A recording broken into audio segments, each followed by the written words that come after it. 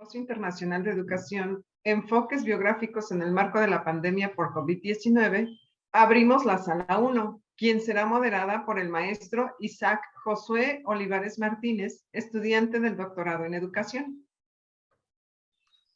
Hola, buenos días. Gracias, Irma, por tu presentación. Efectivamente, mi nombre es Isaac Josué Oliveros Martínez. Soy estudiante del doctorado en educación. Y bueno, damos apertura a la primera etapa de ponencias con especialistas, quienes nos presentarán y enriquecerán con sus experiencias educativas desde enfoques biográficos. Es importante considerar que cada ponencia o cada ponente va a desarrollar su disertación en 15 minutos y posterior a esto tendremos como máximo 5 minutos para preguntas y respuestas. En esta oportunidad iniciamos con nuestra primera especialista, la doctora Vivian Carmen González González, quien es profesora titular de la Facultad de Ciencias de la Educación de la Universidad de Carabobo, Venezuela, en la Cátedra de Métodos de Investigación en Orientación. Ella es licenciada en Educación, mención Orientación, tiene un doctorado en Educación por la Universidad de Carabobo, también es investigadora y secretaria del Centro de Investigaciones Populares CIP. Es miembro consejo de la redacción de la revista Heterotopía y miembro del grupo de investigación en la diversidad en orientación GRIOP. Es coordinadora del proyecto Consejo de Desarrollo Científico y Humanístico de la Universidad de Carabobo, específicamente en cuanto a la socioantropología y el mundo de vida en la comprensión de personas consumidoras de drogas. Ella es autora de múltiples escritos en revistas y libros, y también es coautora de libros como La orientación como problema y Familia fraterna, hermana madre. También es conferencista nacional e internacional. La doctora Vivian nos va a presentar una disertación basada en la experiencia de vida del joven venezolano universitario en la actualidad, el proceso concreto de investigar con historia de vida.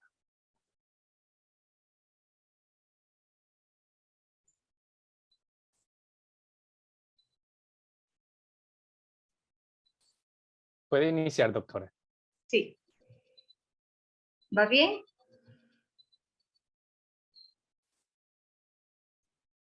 Sí, se ve el archivo. Ajá. Ahora sí. Ahora sí. Como presentación. Bueno, antes que nada, un saludo y agradecimiento a esta ilustre Universidad de Jalapa en este trabajo del Simposio Internacional de Educación, grupo de estudiantes del doctorado, enfoques biográficos en el marco de la pandemia COVID-19. Planteo en esta oportunidad, desde nuestra Universidad de Carabobo, Facultad de Ciencias de la Educación, la experiencia de vida del joven venezolano universitario, el venezolano actual, el proceso concreto de investigación con historia de vida. Los tiempos actuales que vivimos no podemos ser indiferentes. Tenemos por un lado la cruel invasión de Rusia a Ucrania, es algo que en este momento está sobre el tapete. También desde el año 20 tenemos muchas crónicas, como dicen los Médicos Sin Fronteras, que para algunos el COVID-19 había parado el mundo, pero ellos muy asertivamente dicen, no lo ha parado, porque no desaparecen las guerras, la desnutrición y las demás epidemias. No podemos ser indiferentes.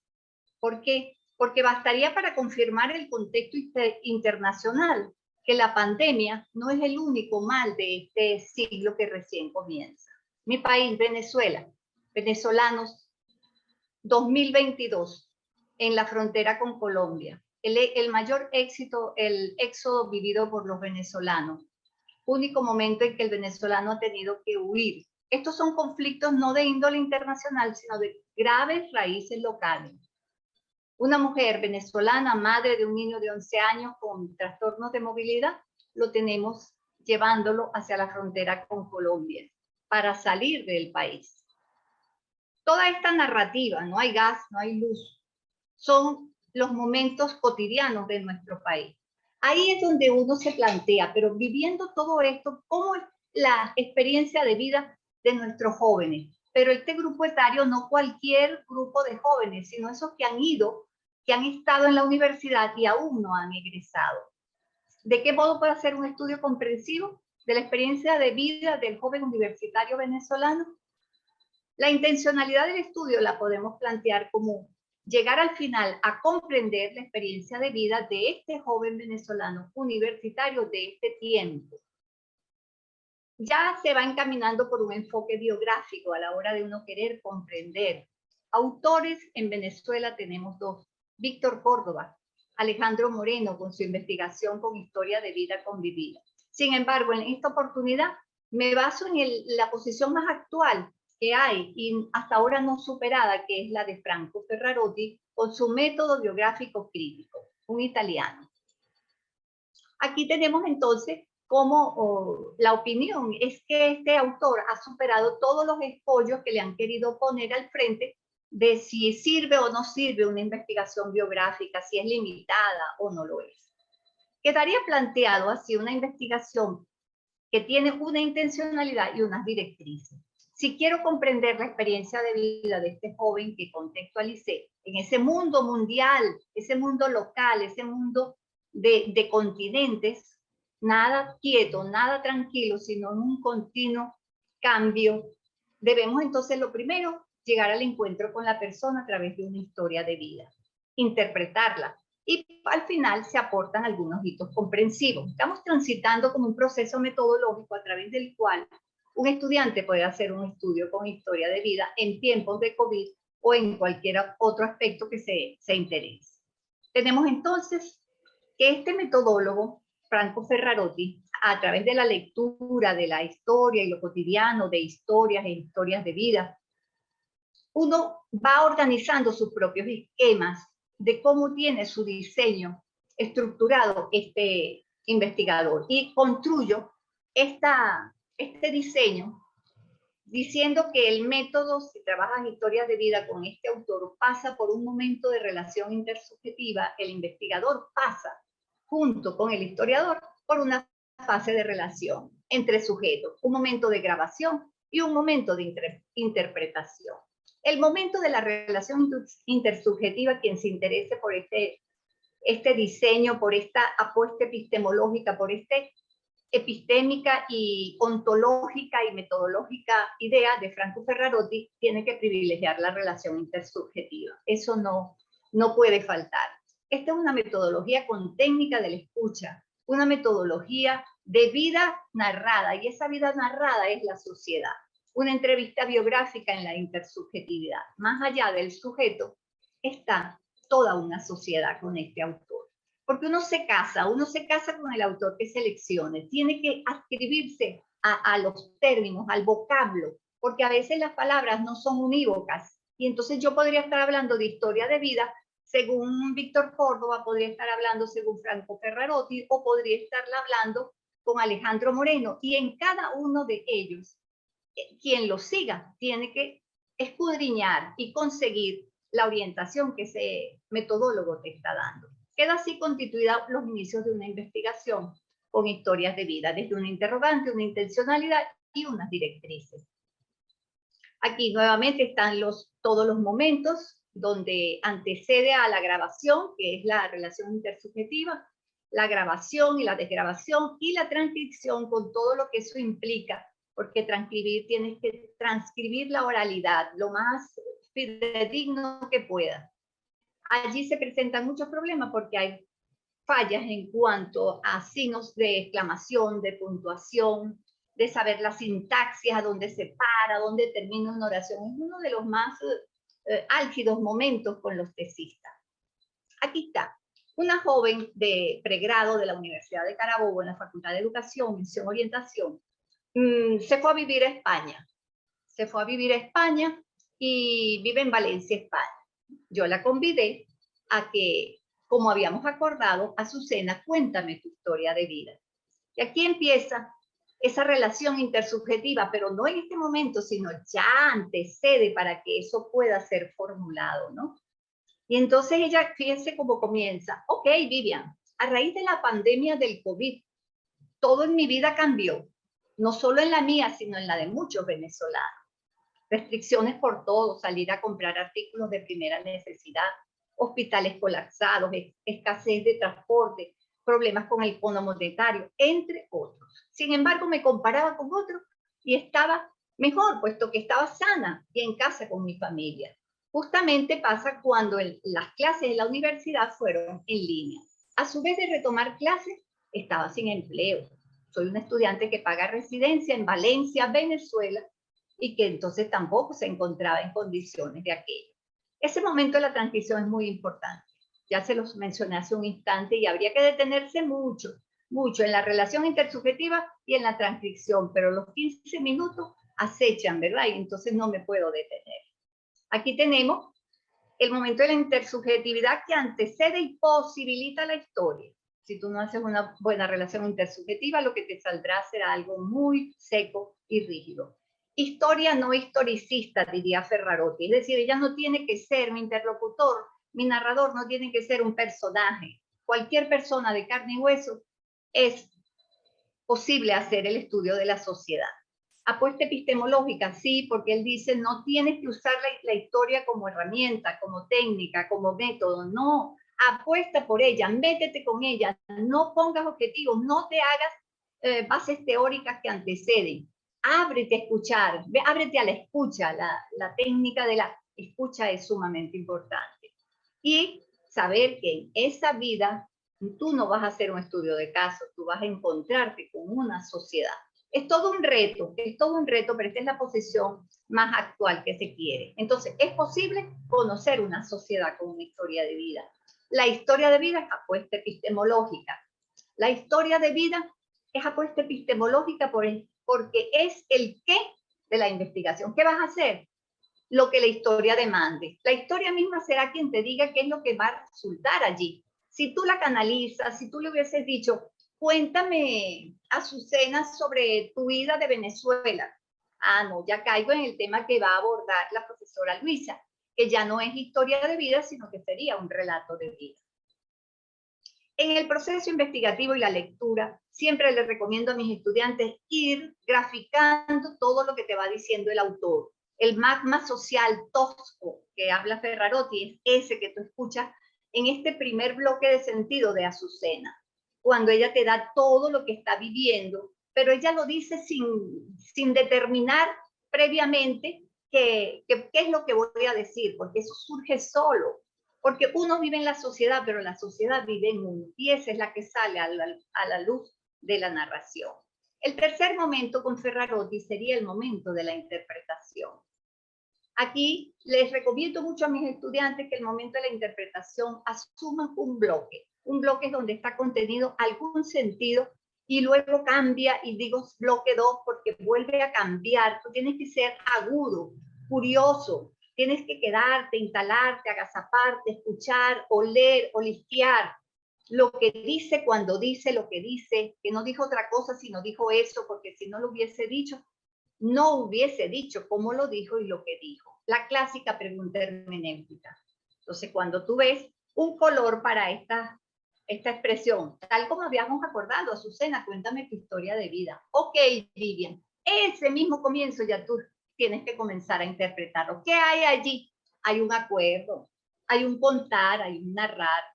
Hay entonces, como diría Ferrarotti, un historiador tomado como sujeto y un investigador que no es el sujeto que trata a un objeto, sino que ambos son sujetos de la investigación. Ambos tienen la misma participación. Eso va marcando la epistemología y la ontología. ¿Qué ser estamos teniendo aquí? ¿Cuál es el ser en esta investigación? ¿Cuál es el concepto de conocimiento hacia el cual yo voy? El otro color azul, a raíz de la pandemia del COVID-19, todo en mi vida cambió. No solo en la mía, sino en la vida de muchos venezolanos. Ah, quédate allí. Entonces estamos construyendo a partir de un bloque subbloques que poco a poco van a constituir una gestal.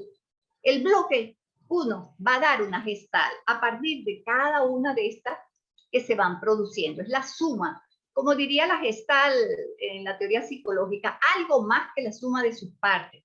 La interpretación de este primer bloque va a ser más que la suma de lo negro, lo azul, lo marrón, lo verde, etc. Y cada momento de esto, aquí los tenemos descompuestos, debe posterior a ellos ser interpretado. Y en la interpretación va a surgir algo bien interesante.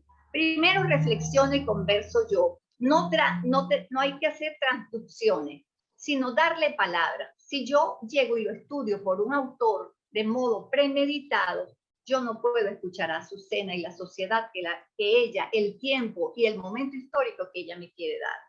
Lo anulo, la elimino, mato lo que es la narración. Entonces la interpretación tiene que ser fiel, apegada a lo que el narrador te va dando, te va informando.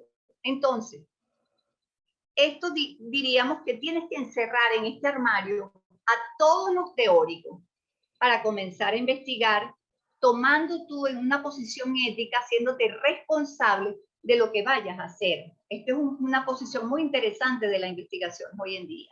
Antes tomábamos esto como faros en el mar, de que si me lo había dicho Freud, me lo había dicho uno u otro autor, pues ya yo iba bien, porque yo iba a meter a Azucena en lo que me dice un autor. No, aquí debes tú encerrarlo, como en tiempos de Lope de Vega, que ellos que griten dentro de esos armarios y quieran salir, sí quieren salir, pero no los dejes salir hasta el momento en que ya tú te hayas encontrado con Azucena y tú puedas decir, wow, aquí con lo que dice Azucena creo que me sirve Ortega y Gasset. Entonces las bases teórico-referenciales van a surgir de la palabra, el sentido y los signos que aparecen en voz del narrador. A raíz de la pandemia COVID, todo en mi vida cambió, no solo en la mía, sino en la vida de muchos venezolanos. Restricciones para todos, salir a comprar artículos de primera necesidad, hospitales colapsados, escasez de transporte, problemas con el Fondo Monetario, entre otros. Sin embargo, me comparaba con otros y estaba bien, puesto que, y eso sigue, que nos muestra un conflicto primario existencial, diría Ortega y Gasset. Entonces, ¿qué está apareciendo? El hombre y las circunstancias, ese que también nos los maneja este autor. Y entonces uno se lee a Ortega y dice, wow, ¿cómo este hombre veía esto? Pero Azucena tal cosa. Entonces estamos construyendo, pero de la mano de la historia, porque hemos apostado que es ella la que me tiene que iluminar. El único faro que ilumina aquí tiene que ser la historia. Y me acompañan algunos teóricos que en el camino me sirvan. Pues bien, el hombre y la gente, el autor habla de un perspectivismo, o sea, ver el hombre en su circunstancia, en el momento histórico. La palabra de Azucena es momento, es un tiempo. O sea, ¿cómo tú puedes abordar hoy en día una investigación si no te paras sobre los tiempos que está viviendo la persona? ¿Cómo más adelante, cuando el relato de la historia de Azucena avanza y tú ves que ya está en Valencia, España, ¿ah? Puedes tú, porque tú trabajas por bloques de sentido, pero siempre tienes pendiente la lectura total. Las lecturas son múltiples, lecturas de la historia una vez, la lectura dos veces, la lectura que se hace con otras personas, porque nunca se debe trabajar historia de vida en soledad, sino siempre compartido. ¿Para qué? Para obtener una visión radicalmente histórica de la vida y la existencia que Azucena me quiere transmitir. Disculpe, Ortega, doctora. me acabó el tiempo. Le queda un minuto. Ok, entonces vamos cerrando, todo esto es el proceso interpretativo y aquí vamos construyendo, esto les digo, mire, construyase continuamente la base teórica de Ortega, por ejemplo, él dice el hombre y su circunstancia, Azucena razona, reflexiona, tiene una mente dinámica, pero reflexiona y hace elección, opción, discierne, actúa. Entonces, ¿qué les estoy diciendo? Que hay que ensayar cómo escribir la interpretación. Las historias de vida con el método biográfico crítico de Franco Ferrarotti, de verdad que con el consentimiento informado del historiador es maravilloso, una herramienta para cualquiera de las profesiones, por ejemplo, las de ayuda, como los orientadores, o cualquiera de las profesiones que interesa acercarse al hombre y a la sociedad y a su tiempo. Muchísimas gracias. Corrí, Isaac, ya viste. Muchas gracias, doctora. Qué bien. Doctora, pensando en el contexto educativo, ya sea a nivel escolar o a nivel universitario, y queremos comprender el mundo de vida de nuestros estudiantes, ¿qué debemos hacer considerando este método que nos está presentando de historia de vida según Ferrarotti? ¿Qué recomendaciones nos da? Mira, partiendo de Ferrarotti por la apuesta epistemológica, por la relación intersubjetiva, pero si tú lo que quieres conocer, me mencionaste el mundo de vida de tu estudiante. ¿Quién es, por ejemplo, en Chile el estudiante? Te sería muy útil seguir la de Alejandro Moreno, que él comienza con Ferrarotti, pero luego hace una serie de planteamientos al interior del Centro de Investigaciones Populares. Indudablemente que el mundo de vida, ¿cuál es el mundo de vida? Hay varios mundos de vida, es un solo mundo de vida el que te consigues tú, que estás haciendo tu vida ahora desde Chile. No tomes a la persona como un tapa amarilla, toda la teoría del ser humano, sino ve a los significados de esa cultura, a la identidad de esa cultura. Y la historia de vida convivida podría ser muy útil en tu caso. Bien, gracias, doctora. Hay otra pregunta del doctor César García y dice, ¿de qué manera se captura y se justifica la intersubjetividad? En Franco Ferrarotti es primero con el concepto que somos dos sujetos. No hay un objeto y un sujeto. No hay un sujeto activo, que es el investigador, y uno pasivo que cuenta. No, somos dos. Porque la historia no se produce en soledad. No es una autobiografía. Es una cuestión que se da en esa interrelación. Más adelante otro investigador, Alejandro Moreno, dirá en el confiar. En el fiarme contigo, confianza, yo me fío contigo y por eso es que me abro y dono todo. Es que también lo que se narra es abierto, no se domina. Uno lo que cuenta no lo domina. El sentido y el significado emerge porque no hay otro remedio. Así quieras decir una mentira, va a salir es el sentido. Es decir, que detrás de cada mentira hay una verdad. ¿Podría ser? Ajá. O tiene ahora, su verdad. Sí, ¿y cuáles son las investigaciones que mejor se adaptan a este tipo de metodología? ¿Cuáles son? Las investigaciones que mejor se adaptan a este tipo de metodología.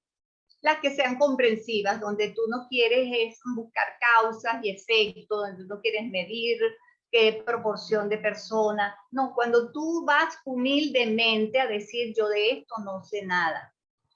Yo soy quien va al encuentro, en una actitud muy... Fíjate que Franco Ferrarotti era grande en los trabajos cuantitativos, hasta que él se fue dando cuenta que se quedaban cortos, que él no podía, eso no lo llenaba y empieza a verse en historia e historias de vida, ustedes pueden conseguir eso, o en la historia y lo cotidiano, cómo él se va haciendo sí, un continuo contraste con la investigación cuantitativa, porque no Bien. llena, si tu perspectiva es la comprensión. Ahora, si tú lo que buscas entender, te sirve un cualitativo que se conforme con entender, que yo puedo entender algo a la luz de Ortega y Gasset, pero si yo quiero es comprender, tiene que ser a la luz del historiador que me abra las puertas para conocer. ¿Okay? Un conocimiento comprensivo. Okay. Bien, muchas gracias, doctora.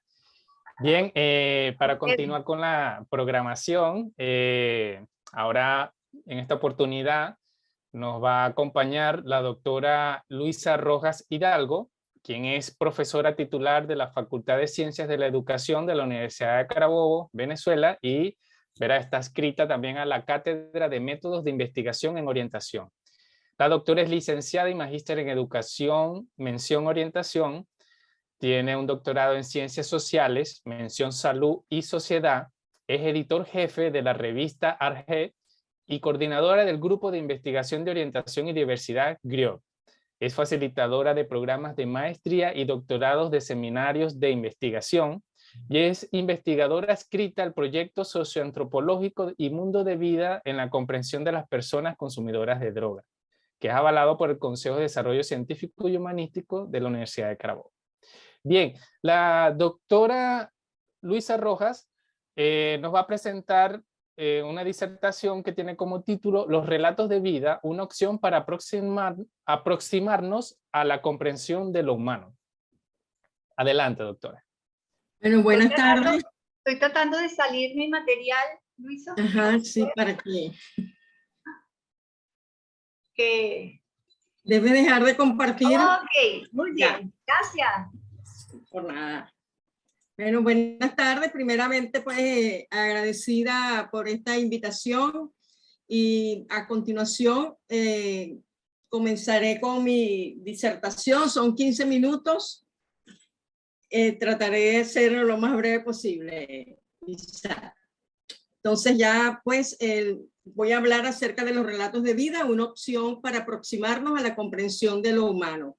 Y hay algunos aspectos que ya fueron planteados por la doctora Vivian y también acá se repiten, pero los voy a tocar muy someramente. ¿Cómo hago, Isaac, para que se vea pantalla completa? ¿O está bien? Abajo debería tener la opción de vista de presentación. Ya, bueno, no la veo. En el mismo documento de PowerPoint. Sí, no lo veo acá. De todas maneras, comencemos. Entonces, el propósito en este momento es, bueno, es presentar un análisis reflexivo donde convergen la experiencia vivida con estudiantes que muestran inquietud, curiosidad por reconocer la realidad humana y, como yo le digo, hurgar en lo que no se dice, escudriñar a través de los relatos de vida. Además de mi experiencia personal profesional, mi formación como orientadora, ese afán de desaprender y reaprender y mirar lo humano, girando la mirada a otra forma de mirar la vida y de mirar al otro. Entonces acá aparece ese mirar con sentido crítico, la postura empática de la ciencia tradicional que refería hace rato la doctora Vivian, ya que debemos pensar en investigar, que es comprender el comportamiento humano, y ya desde esa perspectiva nos damos cuenta que investigar es una tarea inacabada, que allí en esa búsqueda de la proximidad nos encontramos con la multidimensionalidad del ser humano, como que comprende pues una cantidad de experiencias de vida, de valores, intereses, de aspiraciones, y que todo proceso investigativo requiere un soporte epistemológico, ya que la epistemología nos va a proporcionar las razones que justifiquen los criterios que nos van a guiar a la hora de aceptar determinadas creencias. Entonces, en esa necesidad de búsqueda de una verdad, de la ciencia, del conocimiento, de un conocimiento confiable, que posea significado o sentido a la luz de una sólida fundamentación epistémica, aparece la visión cualitativa que nos da apertura, ¿okay? Nos permite indagar en situaciones naturales, busca sentido e interpretación de los fenómenos y busca el significado que las personas le otorguen a estos fenómenos. Y aquí aparecen los métodos biográficos o el enfoque biográfico que tiene pertinencia epistemológica, y además nos ofrece un abanico de oportunidades para abordar, interpretar y aproximarnos a la comprensión de lo humano. Cuando hablamos de los relatos de vida como opción investigativa, existen distintas visiones.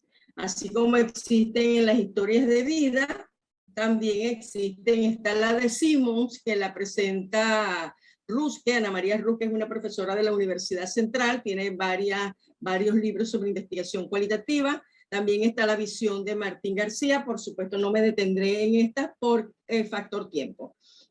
Nos centraremos en los relatos de vida desde la perspectiva de Bartók. Entonces, este autor tiene un enfoque etnosociológico que consiste en concentrar el estudio sobre tal y cual el mundo social, centrado en una actividad o situación específica que agrupa a un conjunto de personas que se hallan en una determinada situación social. Es importante referir que no se trata de intentar la comprensión de una persona determinada, sino de una parte de la realidad social y abarcando además todo lo que contempla lo sociohistórico, que es imposible de omitir. Yo lo comparo acá con el etos que es mencionado por Miguel Martínez. El relato de vida desde la perspectiva de este autor es un discurso narrativo que orienta la entrevista hacia la descripción de experiencias que nos ayudan al estudio de un objeto. Un discurso que se trata de contar una historia real. Entonces, ya como mencioné antes, tiene una perspectiva etnosociológica que tiene una razón de ser, como estrategia, como técnica o como método. Resulta que es bastante eficaz, es una forma de recoger información empírica, permite dilucidar procesos de personas en situaciones dadas o cómo tratan estas personas de acomodarse a esta situación. Es una expresión oral, espontánea y dialógica. ¿Y cómo se puede iniciar el abordaje a través de los relatos de vida? Bueno, primeramente, por supuesto que debe haber pues una fase anterior y luego donde vamos a invitar al relator a considerar y a narrar su experiencia o sus experiencias. Una vez que ha sido informado del interés del abordaje investigativo y él mismo ha dado su consentimiento informado, que para nosotros es un requisito avalado por el Ministerio del Poder Popular para la Ciencia, la Tecnología e Industrias Intermedias del 2011. Este nombre del ministerio cambió, sin embargo, el documento o el Código de Ética para la Vida aún se mantiene con el mismo título y el consentimiento informado está contemplado allí.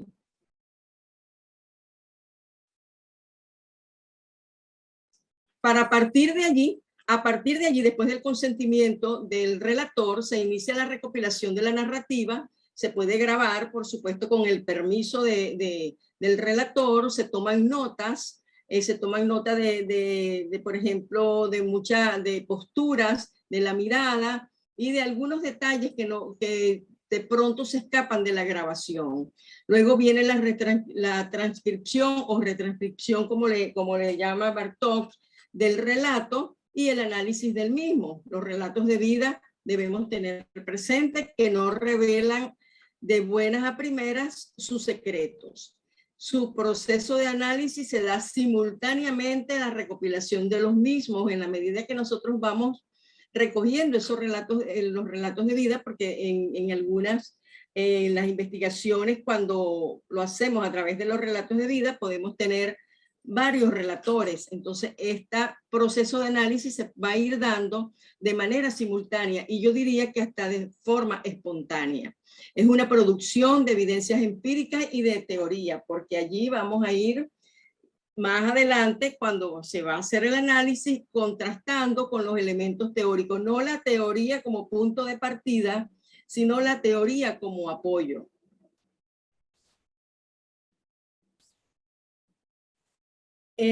Para muestra acá tengo un relato que por supuesto no lo voy a leer, es un relato de vida de Jonathan Guerrero, un estudiante de 15 años.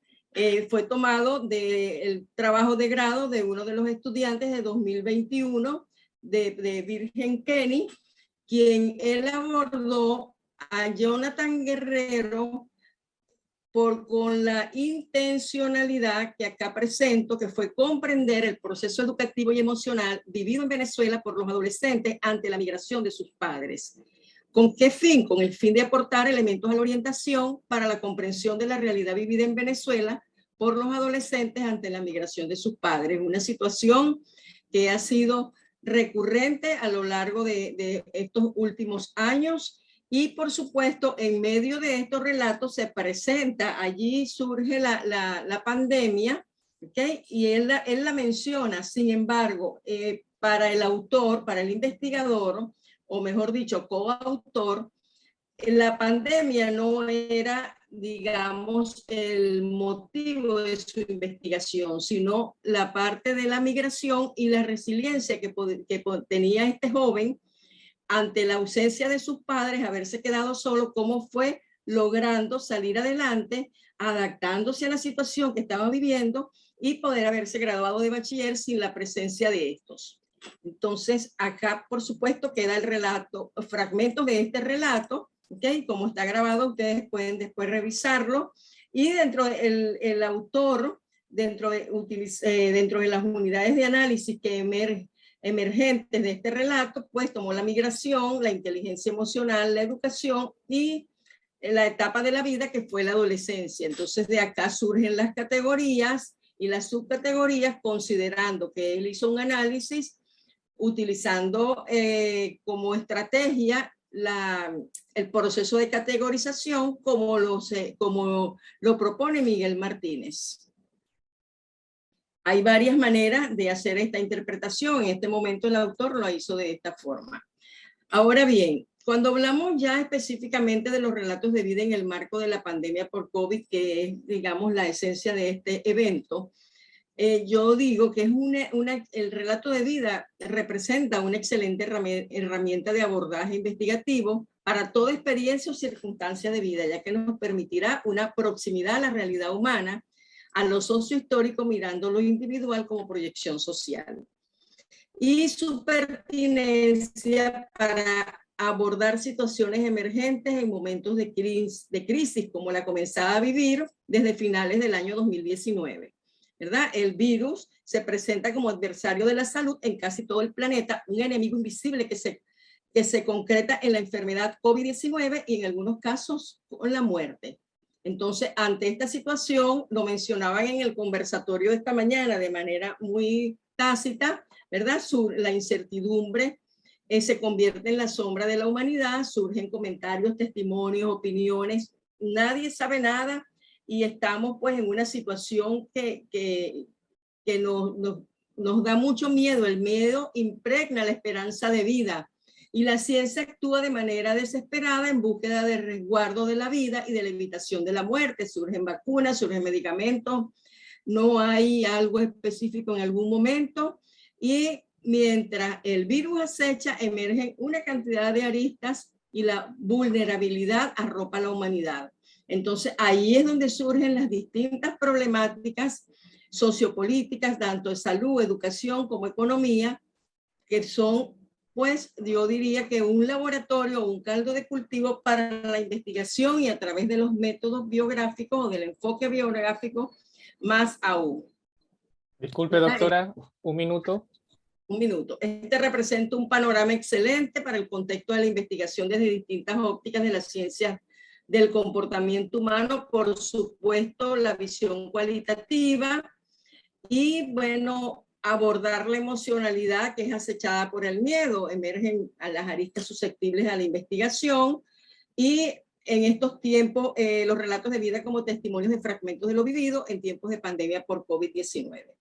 Entonces, fíjense que hay algo interesante ya para cerrar, que debemos tener presente que no todos los testimonios de vida nos afloran las mismas situaciones. En cada uno habrá un sentido diferente, una historia distinta, con algunas similitudes, pero al fin y al cabo con sus distinciones. Cada ser humano, cada grupo social impregna su sentir de acuerdo a lo sociohistórico vivido. Les dejo acá un ejemplo que es Alexander Rodríguez, un estudiante de 11 años que relata sobre la pandemia lo siguiente. Está allí dos fragmentos de su relato y para Alexander, que es un niño de 11 años, el tiempo de la pandemia, sus clases representan el eje del fragmento de vida.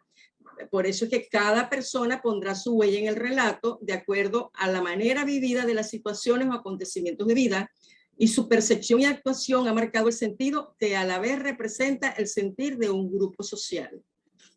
Gracias. Bien, muchas gracias, doctora Luisa, por su participación. Bien, hay dos preguntas y le agradecemos, ¿verdad?, lo más breve que usted pueda responder. La primera es, y es una pregunta que estaba desde la ponencia anterior, ¿cómo se controla la subjetividad en la interpretación? ¿Cómo se controla la intersubjetividad? No, la subjetividad en la interpretación. Que la subjetividad es importante acá porque somos sujetos y somos coinvestigadores. Entonces, al ser, por supuesto, debemos escuchar al relator, pero también estamos involucrados con el relator, o como decía Vivian antes, con el historiador, o con el cohistoriador, y somos correlatores. Claro, que se dijo de sujeto a sujeto. De sujeto a sujeto. La otra pregunta es, ¿existen diferencias entre los métodos relatos de vida, historias de vida, enfoques bibliográficos y estudios de casos? Si existen diferencias, ¿cuáles son? Breve, por favor. Ajá, bueno, las historias de vida es cuéntame tu historia, ¿ya? Y de allí surge la situación que se va a abordar.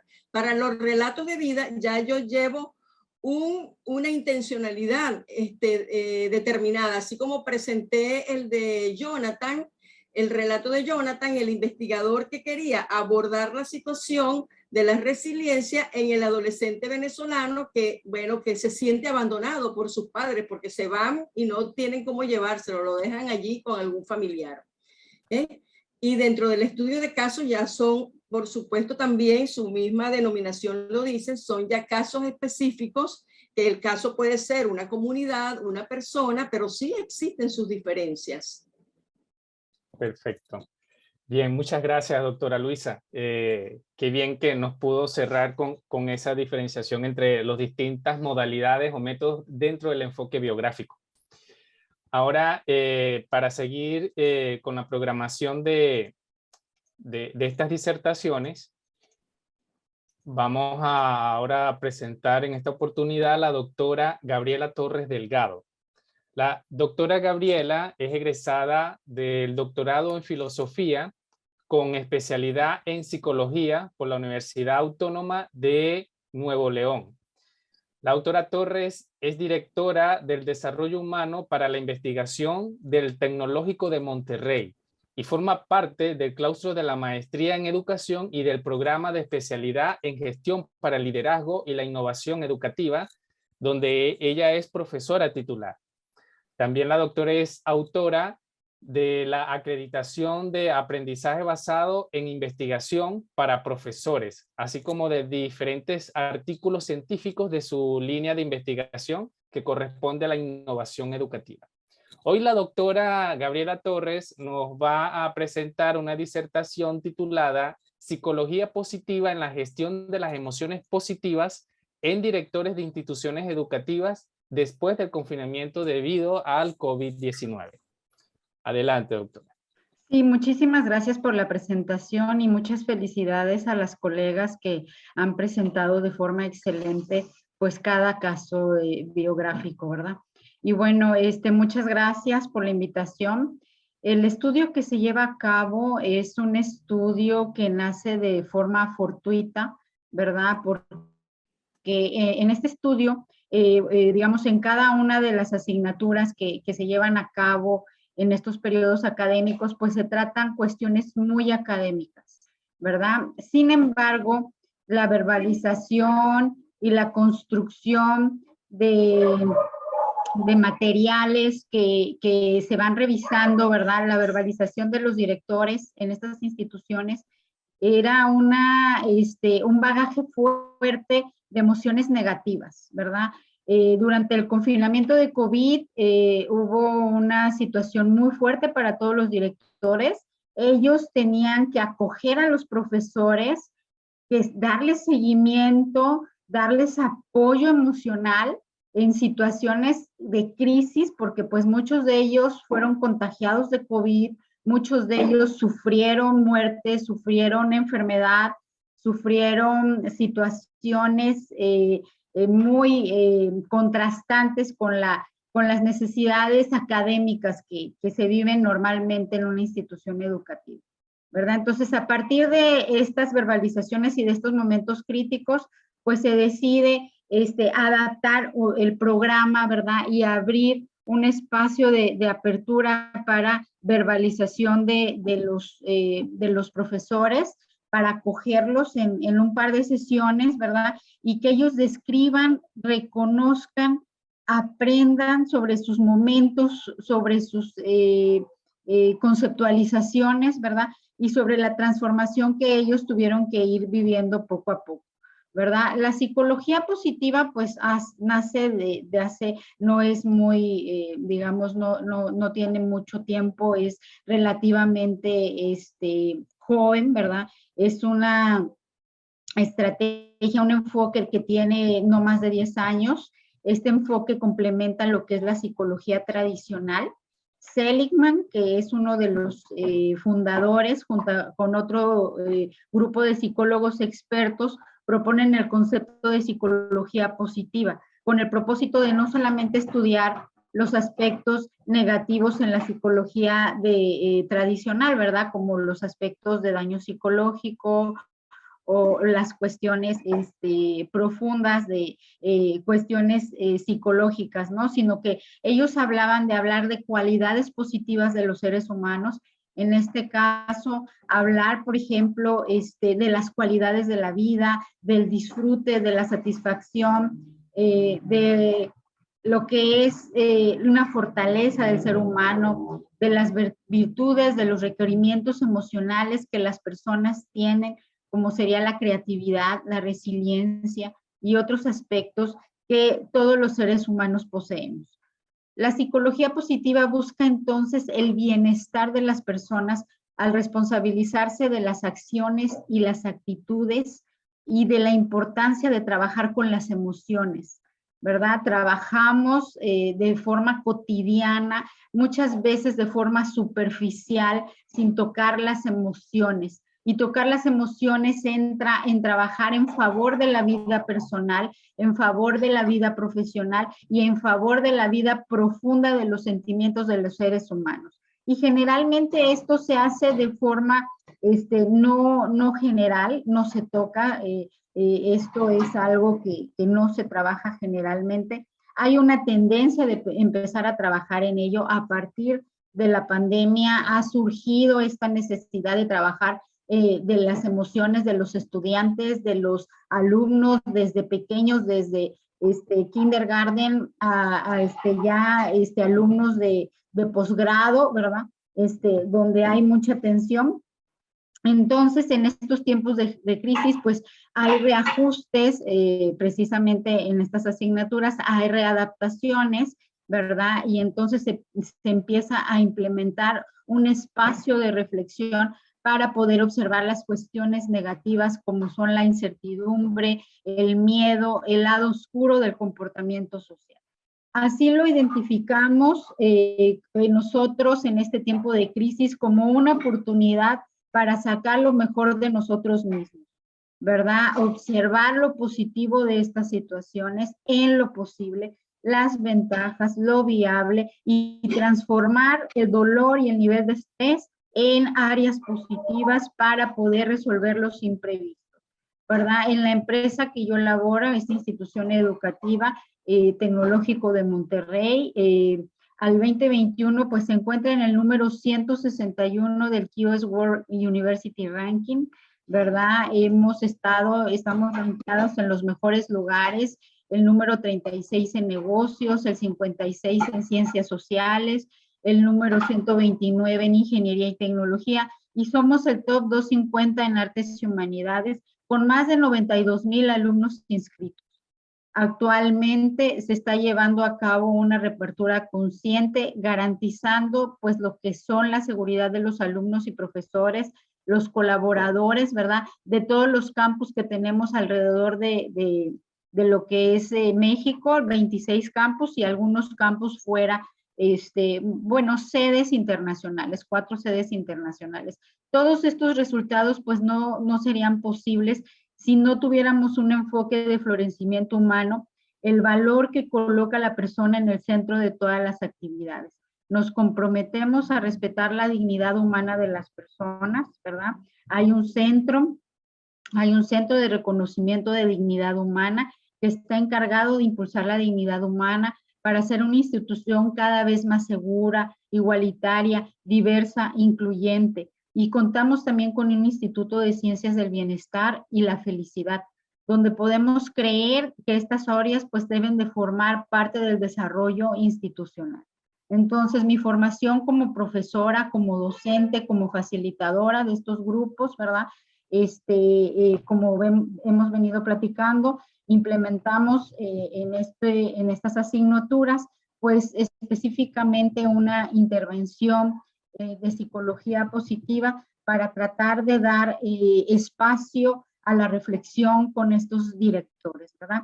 En la etapa de la apertura de las instituciones educativas después del confinamiento debido al COVID, que fue aproximadamente en noviembre 2021, febrero 2022, cuando ya todos los alumnos de alguna manera de las universidades estaban vacunados, profesores vacunados, y la gran mayoría de estudiantes de mayores de 18 años tenían su vacuna, pues las instituciones educativas empezaron a abrir sus puertas, ¿verdad? Los directores mencionaban y describían una gran incertidumbre, una gran tensión, mucho estrés, experimentaban ese regreso presencial con miedo, ¿verdad? Algunos de ellos con pronósticos pues poco favorables. ¿Por qué? Porque discutían que sus alumnos no habían estado escolarizados desde hace 2 años. ¿Cómo enfrentar todas esas situaciones de rezago? Cómo enfrentar esas situaciones de no verbalización en un aula, de no compromiso en un aula, ¿verdad? Tenerlas que ir trabajando. Hablaban de problemas de colaboradores, problemas técnicos, de cómo tratar a esos profesores que les había costado mucho trabajo trabajar en un ambiente virtual, y ahora lo empezarán a hacer en una modalidad híbrida, ¿verdad? Esas combinaciones, esos cambios drásticos de un día para otro, de la noche a la mañana, de los colaboradores de estas instituciones, retrocesos administrativos serios, poco pago de colegiaturas, poco incentivo económico, muchos de ellos perdieron sus trabajos, sus esposos, sus esposas, ¿verdad? Y sus recursos físicos, es decir, las instituciones, algunas de nivel medio básico, pues mermadas por el abandono de no estar presencial durante 2 años, ¿verdad? Problemas muy fuertes para resolver, económicos, psicológicos, de salud y de muchos tipos, ¿verdad? Entonces, los estudiantes, ¿verdad? Y yo con una presencia de facilitadora en estos cursos, actualmente de forma titular, ¿verdad? Pues se diseña una pequeña intervención para la especialidad para directores en manejo de emociones positivas, ¿verdad? Y trabajamos con el modelo PERMA, ¿verdad? Es un modelo de Seligman 2018 que habla sobre la teoría del bienestar, ¿verdad? Ellos pueden, y las personas debemos de estar conscientes si podemos elegir en incrementar o no nuestro bienestar. Es un modelo que busca el estar bien y vivir de la mejor manera posible, ¿verdad? Sobre todo en tiempos de situaciones complejas, ¿verdad? Fueron aproximadamente 15 directores de diferentes instituciones, tanto públicas como privadas, a nivel nacional, a nivel latinoamericano, y se hizo un tratamiento aproximadamente de 2 sesiones de 3 horas. Algunas tardaban un poquito más, ¿verdad? Las sesiones fueron grabadas, obviamente con el permiso informado de los profesores.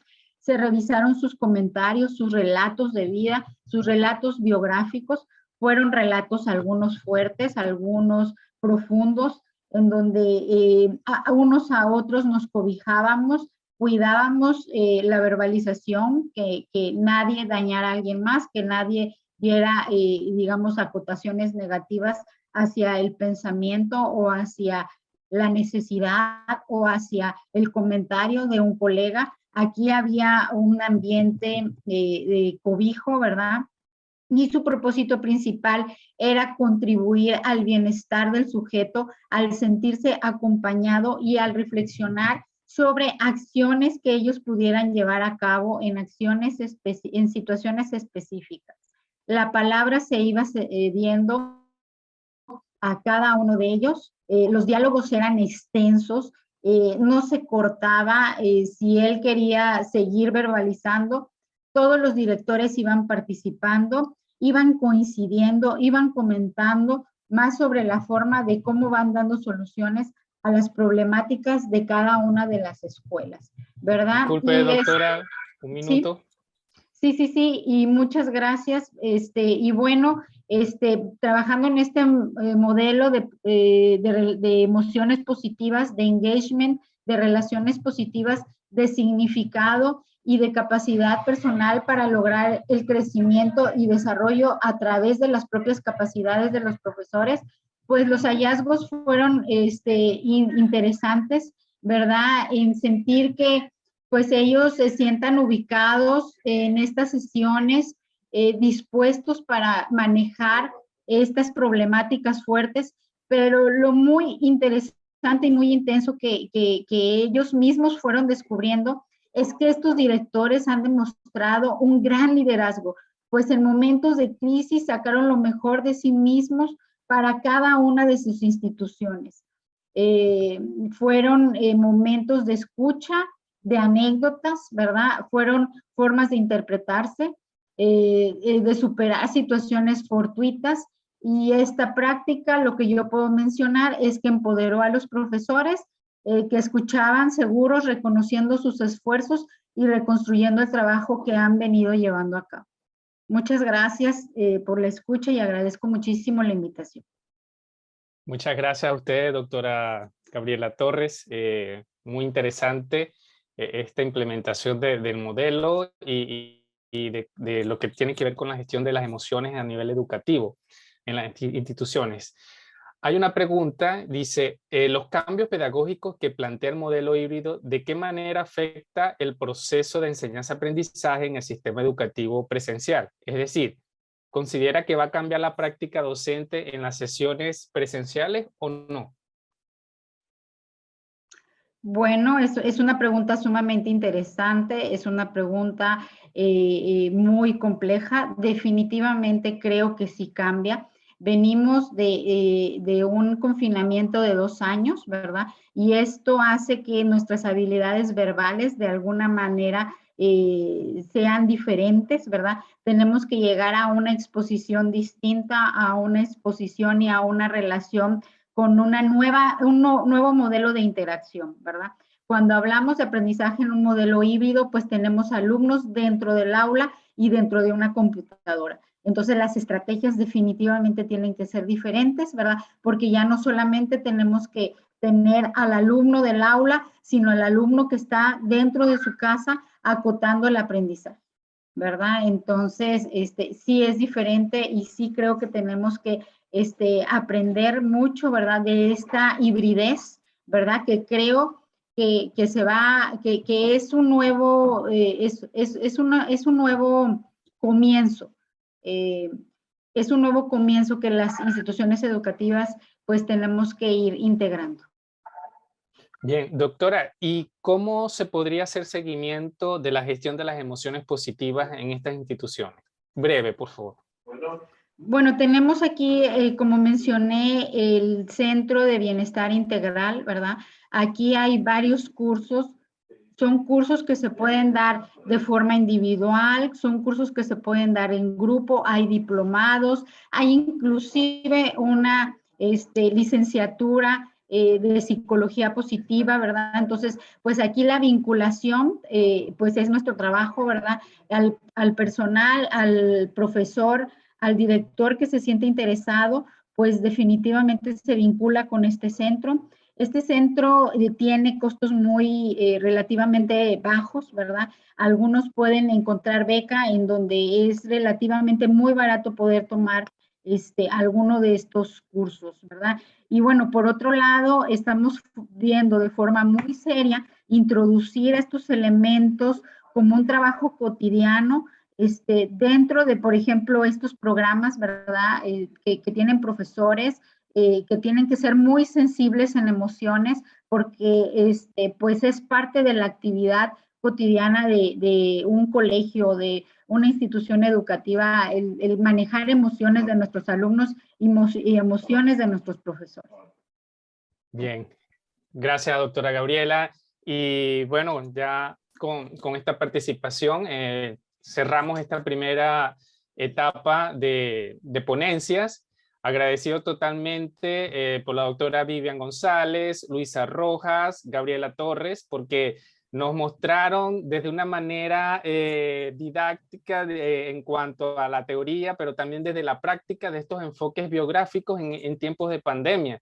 Nos mostraron el método de historia de vida, los relatos de vida, pero también cómo se utilizan no solamente en la comprensión de los sujetos participantes dentro del ámbito educativo, sino también desde ese plan para abordaje del fenómeno que se está conviviendo a nivel institucional.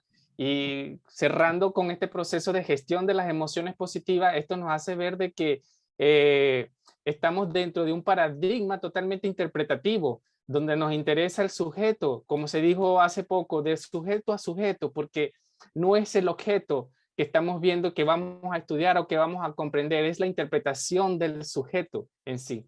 Entonces, muchas gracias por la participación de cada uno de ustedes, por este encuentro de saberes y qué bien que lograron compartir de sus grandes experiencias y buenas prácticas a nivel investigativo y a nivel de docencia, porque nos enriquece también a nosotros como estudiantes del doctorado y de la maestría en educación, pero también a toda la universidad, porque nos hace ver que